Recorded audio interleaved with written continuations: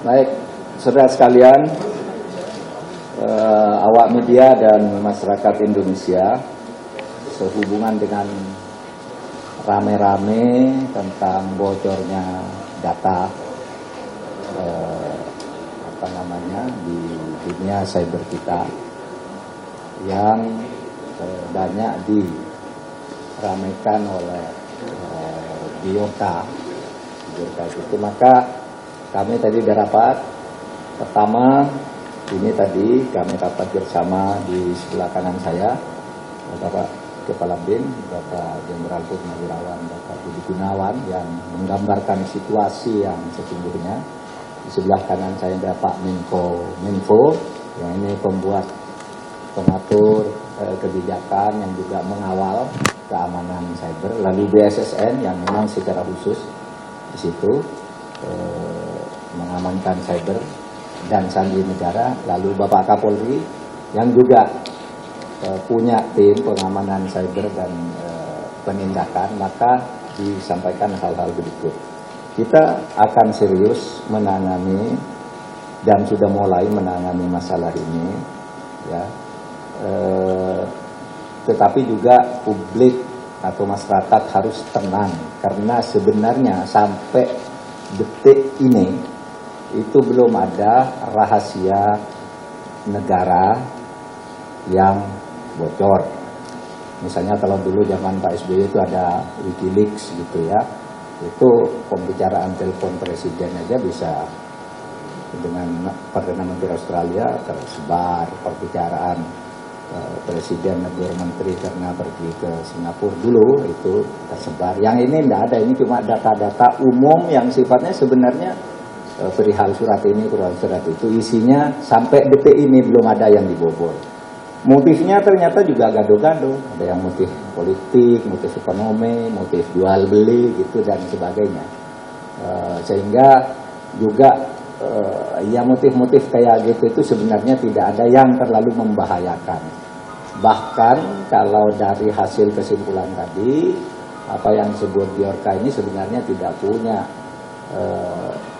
keahlian atau kemampuan membobol yang sungguh-sungguh, itu hanya ingin memberitahu kepada kita menurut persepsi baik kita, ingin memberitahu bahwa kita harus hati-hati, kita bisa dibobol dan sebagainya. Tapi sampai saat ini tidak.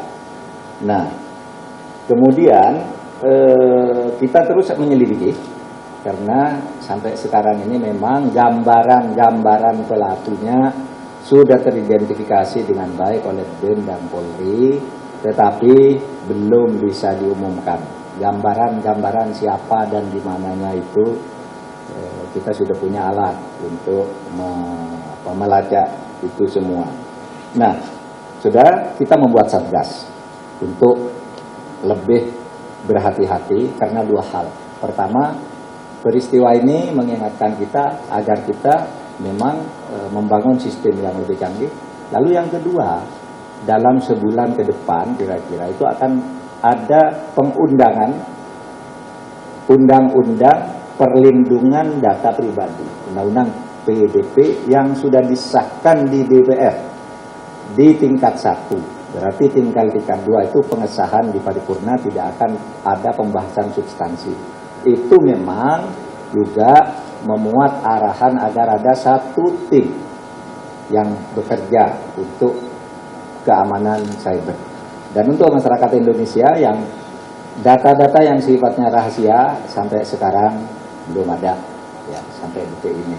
Tapi kita akan menjadikan ini sebagai peluang kita, sebagai pengingat kepada kita semua untuk sama-sama berhati-hati. Sekian, terima kasih. Oh, ini ada Menkominfo mau nambahkan.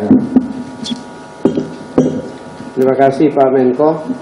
Yang disampaikan Pak Menko tadi yang terkait dengan sistem elektronik pemerintah.